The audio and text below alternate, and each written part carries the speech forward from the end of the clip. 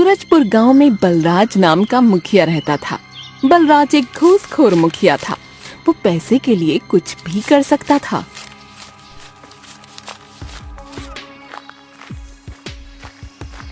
नमस्कार सरकार। नमस्कार बंसी, और बताओ कैसे आना हुआ? वो सरकार, हमारे गांव में भारी बारिश के कारण सड़कों पर पानी भर गया है। लोग बोल रहे हैं कि उनको पक्की सड़क चाहिए। अरे लोगों का दिमाग खराब हो गया है, हैं? अरे हम मुखिया अपने लिए बना हूँ या उनके लिए? उनके लिए सरकार। क्या कह रहा है रे बुड़बक, हैं? मेरा मतलब सरकार अपने लिए। हाँ तो फिर? लेकिन सरकार, लोग बोल रहे हैं कि रास्ते में पानी भरने के कारण उनके साथ कोई दुर्घटना भी हो सकती है। अरे ज्यादा से ज्यादा क्या होगा, 1-2 बच्चा लोग निपट जाएंगे। अरे उनके परिवार को 1-1 लाख रुपया देकर उनका मुंह बंद कर देंगे, और का। लेकिन सरकार, आप सड़क बनवा के नहीं देते? अरे बुड़बक, सड़क बनवाने में कम से कम 40 से 50 लाख रुपए लगेंगे। इससे मुझे लाखों का नुकसान हो जाएगा। जितना मैं सोचता था, ये बलराज तो उससे भी बड़ा कमीना है। क्या हुआ रे बंसी? कुछ नहीं सरकार, मैं तो ये सोच रहा था कि आपका दिमाग बहुत तेज है। और नहीं तो क्या, हम ऐसे ही मुखिया थोड़ी बने हैं। उसी गांव में विजय नाम का एक व्यक्ति रहता था। विजय पेशे से एक पत्रकार था। विजय गांव में सबसे ज्यादा पढ़ा लिखा व्यक्ति था और वो गांव वालों की परेशानियों को भी समझता था। विजय, घर पर हो क्या भाई? क्या हो गया गांव वालों, आप सभी एक साथ मेरे घर पर? हमें आपकी मदद चाहिए भैया। कैसी मदद, बताइए। आपको तो पता ही है कि इस बार हमारे गांव में कितनी बारिश हुई है। अब बारिश के कारण जगह जगह रास्तों में पानी भर गया भैया। तो आप लोगों ने मुखिया जी से इसकी शिकायत की? हाँ भैया, हमने कई बार उनके सेक्रेटरी से शिकायत की है, लेकिन कुछ नहीं हो रहा है। चुनाव के दौरान मुखिया जी ने हमसे वादा किया था कि इस बार वो हमारे गाँव में पक्की सड़क बनवा देंगे। तुम शायद भूल रहे हो, मुखिया जी पिछले 2 चुनाव से यही वादा करते आ रहे हैं। लेकिन इसमें मुखिया जी की कोई गलती नहीं है, आप लोगों की गलती है। और इसमें हमारी क्या गलती है भैया? तुम लोगों ने मुफ्त की बिजली, मुफ्त की शराब के लिए चुनाव के दौरान मुखिया जी को लूटा था। बस इस बार मुखिया जी का नंबर है आप लोगों से अपना हिसाब बराबर करने का। विजय की ये बात सुनकर सभी लोग चुप हो जाते हैं। क्या हुआ, आप लोग चुप क्यों हो गए? हमें अपनी गलती का एहसास हो गया भैया, लेकिन अब हम क्या करें? अभी भी कुछ नहीं बिगड़ा। ऐसा करते हैं, हम सबको मिलकर मुखिया जी के घर चलना चाहिए। हाँ भाई, तुम सही बोल रहे हो, हमें मुखिया जी के घर चलना चाहिए। विजय अपना कैमरा लेकर कुछ गांव वालों के साथ मुखिया के घर जाता है। हमारी मांगे पूरी करो मुखिया जी। मुखिया जी को बुलाओ, हमें मुखिया जी से बात करनी है। मुखिया जी अभी किसी जरूरी काम में व्यस्त है। अरे मुखिया जी को बाहर बुलाते हो या हम अंदर जाएं? फिर बंसी थोड़ा दूर जाकर मुखिया को फोन करता है। अरे मुखिया जी, भीड़ बेकाबू हो रही है, आपको जल्दी ही कुछ करना होगा। अरे वो चिल्लाते हैं, चिल्लाने दो। मरते हैं, मर जाने दो। चीखेंगे, चिल्लाएंगे, बाद में खुद ही चले जाएंगे। थोड़ी देर लोग मुखिया के घर के बाहर ही इंतजार करते हैं। लगता है ये मुखिया बाहर नहीं आएगा। हाँ, काम का भी समय हो रहा है, अब हमें चलना चाहिए। फिर धीरे धीरे सभी लोग अपने घर वापस चले जाते हैं। मान गए सरकार आपकी बुद्धि को। वो तो ठीक है बंसी, लेकिन मेरी समझ में एक बात नहीं आ रही। कौन सी बात सरकार? जहाँ तक मैं जानता हूँ, गांव के लोगों में इतनी हिम्मत तो नहीं है कि वो हमारे खिलाफ आवाज उठा सके। तो फिर आज क्या हो गया इन सबको? सरकार, आप सही बोल रहे हो। गांव वालों को वो है ना, वो विजय वही लेकर आया था। क्या कहा? वो 2 कौड़ी का पत्रकार विजय वो लेकर आया रहा गांव वालों को हमारे घर? जी सरकार, उसी ने गांव वालों को आपके खिलाफ भड़काया है। इस विजय का कुछ करना पड़ेगा, नहीं तो ये ससुरा हमारा जीना हराम कर देगा। विजय, मैंने सुना कि तू गांव वालों के लिए मुखिया से पंगा ले रहा है। हाँ माँ, तुमने सही सुना है। अरे तुझे पता भी है मुखिया कितना खतरनाक आदमी है? इसमें डरने वाली क्या बात है माँ? मेरे पास भी जनता की ताकत और उनका सहयोग है। मेरी बात मान ले बेटा, अभी भी समय है, तू पीछे हट जा। नहीं माँ, मैं एक पत्रकार हूँ। मेरा फर्ज बनता है कि मैं लोगों की परेशानी समझूं और उसका कोई समाधान निकालूं। वो दोनों आपस में बात कर ही रहे थे, तभी वहाँ विजय के पिता आते हैं। अरे मर गया रे। अरे क्या हो गया जी आपको? अरे क्या बताऊं विजय की माँ, रास्तों में इतने गड्ढे हो गए हैं कि बस गलती से एक गड्ढे में गिर गया। अरे तो चलिए जल्दी अस्पताल चलते हैं। नहीं, मैं अभी अस्पताल से ही आ रहा हूँ। क्या कहा जी डॉक्टर ने? आपको ज्यादा चोट तो नहीं आई ना? अरे डॉक्टर तो तब बताएगा ना जब वो होगा। क्या मतलब पिताजी? अस्पताल के कर्मचारी ने बताया कि डॉक्टर साहब 2 बजे के बाद आएंगे।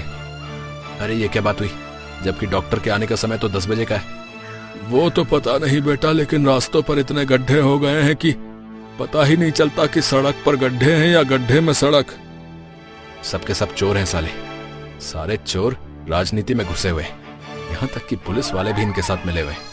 आम आदमी अपनी समस्या लेकर जाए तो जाए कहाँ। विजय गुस्से से बाहर चला जाता है। अरे विजय भैया क्या हो गया? अरे तुम इतने गुस्से में काहे हो? अरे क्या बताऊं बिरजू। फिर विजय बिरजू को सारी बात बताता है। अरे भाई, गांव की सभी सरकारी सुविधाओं का यही हाल है। हाँ भाई, तुम सही बोल रहे हो। अस्पतालों में मरीजों के लिए बेड नहीं है, सरकारी राशन के गोदाम में राशन नहीं है और अच्छे स्कूल नहीं है। हमें इन परेशानियों को कम करने के लिए सबसे पहले मुखिया जी से बात करनी होगी। भैया, अगर हम मुखिया जी से इन सब के बारे में पूछते हैं तो वो हमें सीधे तरीके से जवाब नहीं देते, गोल गोल बातें करके हमें गुमराह कर देते हैं। तुम्हारी बात तो ठीक है, लेकिन हमें किसी तरह से मुखिया जी से बात करनी होगी। तभी विजय के दिमाग में एक तरकीब आती है और एक गांव वाले के कान में वो कुछ कहता है। हाँ विजय भैया, आपने बिल्कुल सही कहा। अब आएगा वो मुखिया हमारी पकड़ में। हाँ अगले दिन बिरजू मुखिया के घर जाता है। अरे नमस्ते मुखिया जी। नमस्ते नमस्ते बिरजू, और बता कैसे आना हुआ? वो मुखिया जी, विजय भैया पूरे गांव वालों के सामने आपको सम्मानित करना चाहते हैं। हाँ, क्या मतलब तेरा? मैं कुछ समझा नहीं। अरे वो आपको तो पता ही है ना, विजय भैया टीवी चैनल में काम करते हैं, तो वो लाइव टीवी पर आपका इंटरव्यू लेना चाहते हैं। टीवी का नाम सुनकर मुखिया बहुत खुश हो जाता है। हाँ सच में? वो हमारा टीवी पर इंटरव्यू लेगा? हाँ मुखिया जी, आपको पूरी दुनिया टीवी पर लाइव देखेगी। ठीक है, तू जाकर विजय को बोल दे कि हम इंटरव्यू देने के लिए आ रहा हूँ। हाँ ठीक है मुखिया जी। इतना बोलकर बिरजू वहाँ से चला जाता है। अरे वाह, आज हमारा टीवी पर इंटरव्यू होगा। हाँ, आज हमारे सामने जो व्यक्ति बैठे हैं, इन्हें किसी परिचय की जरूरत नहीं है। आप सभी इन्हें अच्छे से जानते हो। नमस्कार मुखिया जी। हाँ नमस्कार नमस्कार।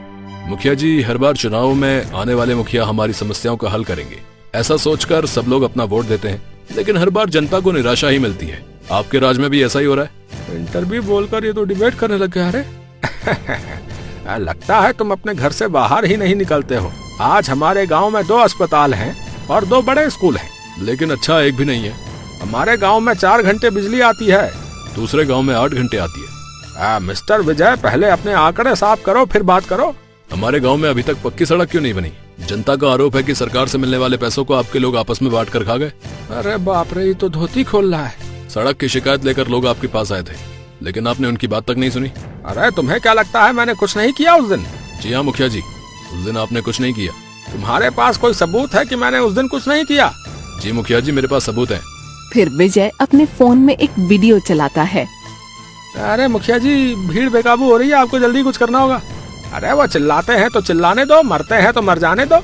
चीखेंगे चिल्लाएंगे, बाद में खुद ही चले जाएंगे।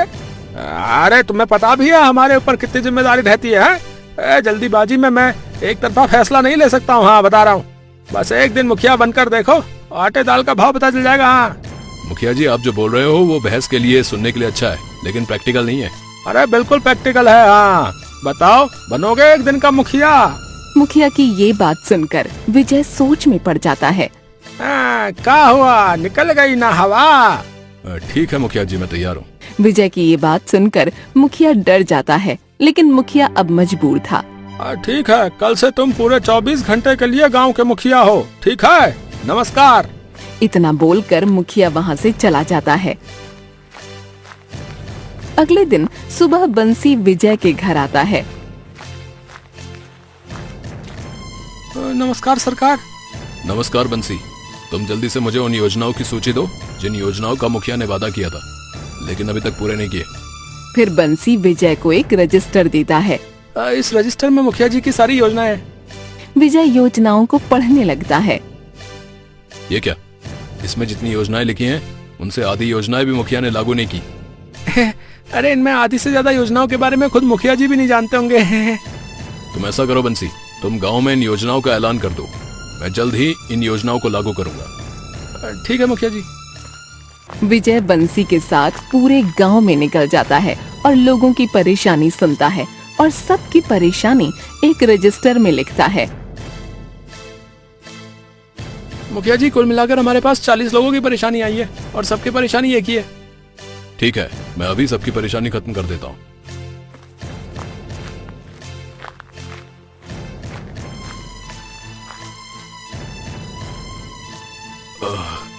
डॉक्टर साहब जल्दी मेरा इलाज कर दो, मुझे बहुत दर्द हो रहा है। हाँ हाँ रुको रुको। डॉक्टर उसे नजरअंदाज करके फोन पर बात करता रहता है। मुझे बहुत दर्द हो रहा है डॉक्टर साहब। अरे तुझे दिखता नहीं मैं फोन पर बातें कर रहा हूँ? कल से फोन पर ही बात करना, अस्पताल आने की जरूरत नहीं है तुझे। तेरी हिम्मत कैसे हुई मुझसे ऐसे बात करने की? कौन है रे तू? इस गांव का मुखिया। मुझे माफ कर दो सरकार, मुझसे गलती हो गई। अब ये घड़ियाली आंसू कहीं और बहाना समझा। कल से यहां देख मत जाना। एवरीबॉडी, सबके सब कामचोर हैं साले। गांव वालों, आज मैंने मुखिया बनकर आप लोगों की ज्यादा से ज्यादा परेशानी कम करने की कोशिश की है। उम्मीद है आप सभी को मेरा काम अच्छा लगा होगा। अगर मुझसे अनजाने में कोई गलती हो गई हो तो मुझे माफ करना। इतना बोलकर विजय अपने घर आ जाता है।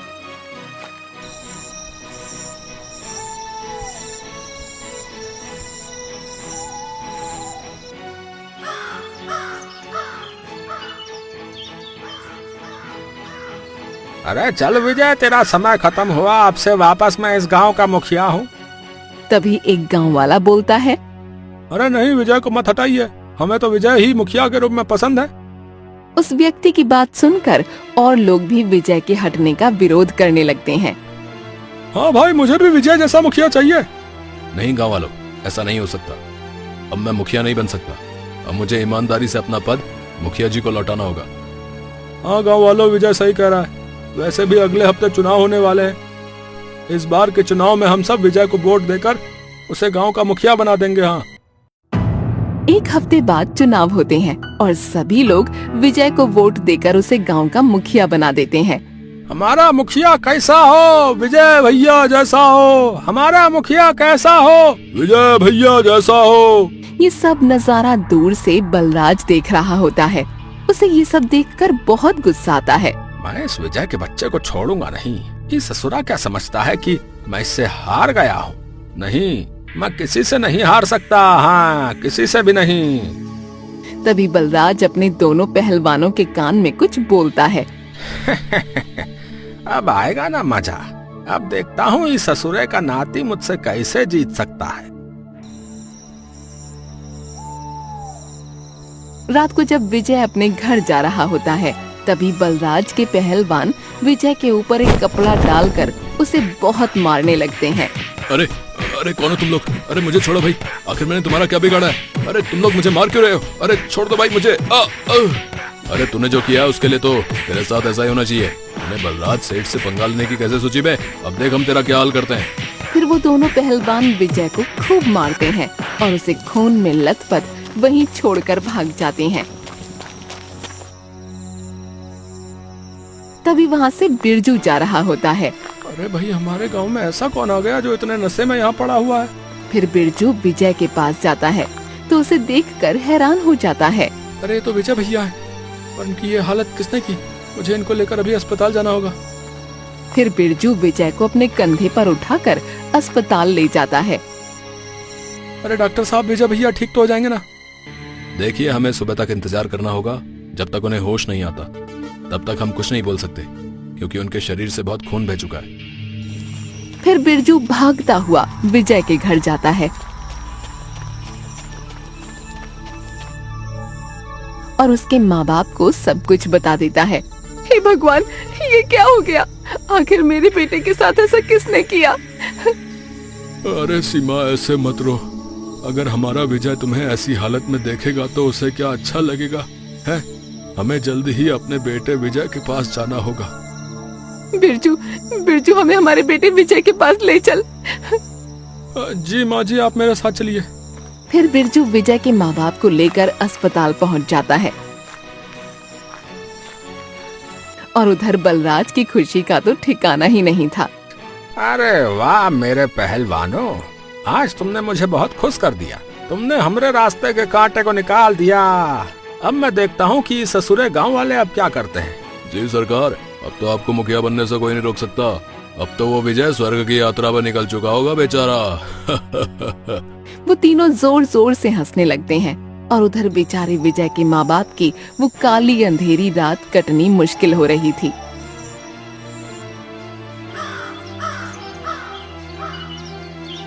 देखिए आपके बेटे को होश आ गया है, आप उनसे मिल सकते हैं। और हाँ, ये पुलिस केस है, इसलिए मैंने पुलिस को फोन कर दिया है। थोड़ी ही देर में पुलिस आती होगी। डॉक्टर साहब, आपका बहुत बहुत धन्यवाद। आपने हमारे इकलौते बेटे की जान बचाकर हम पर बहुत बड़ा एहसान किया है। अरे माताजी, ये तो मेरा काम था, बस मैंने वही किया है। फिर विजय के माँ बाप विजय से मिलने अंदर जाते हैं।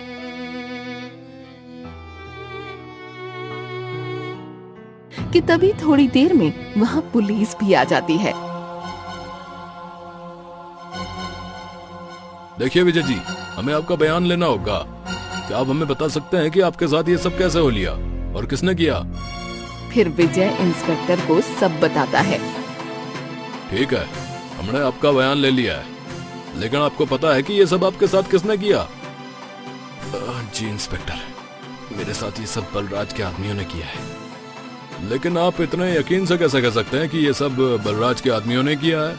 इंस्पेक्टर, पूरे गांव में बलराज का साथ सिर्फ उसके वो मुश्तंडे आदमी ही दे सकते हैं, और वैसे भी मैं आवाज पहचान सकता हूँ। मुझे पूरा यकीन है कि ये सब उन दोनों ने बलराज के कहने पर किया है। आप निश्चिंत हो जाइए, अब उस बलराज और उसके मुश्तंडों को तो हम संभाल लेंगे। रे हवलदार, जल्दी से जीप निकालो, हमें अभी बलराज के घर जाना होगा। फिर इंस्पेक्टर सीधा बलराज के घर पहुंच जाता है। इंस्पेक्टर को देखकर बलराज के तो होश ही उड़ जाते हैं। अरे इंस्पेक्टर साहब, आप आज हमारे यहाँ? अरे कुछ काम था? बलराज जी, आप और आपके ये पहलवानों के ऊपर जो है ना, विजय को जान से मारने का आरोप है। हाँ क्या? अरे भैया, आप क्या कह रहे हैं? भला मैं या मेरे आदमी ऐसा क्यों करेंगे? लगता है आपको कोई गलतफहमी हुई है। देखिए, विजय ने खुद हमें बयान में बताया है कि ये उसके साथ आपके आदमियों ने ही किया है। क्या विजय ने खुद बोला है? जी बलराज जी, आप लोगों को हमारे साथ चलना होगा, चलो। इंस्पेक्टर से इतना सुनकर बलराज अपने आदमियों की ओर देखने लगता है।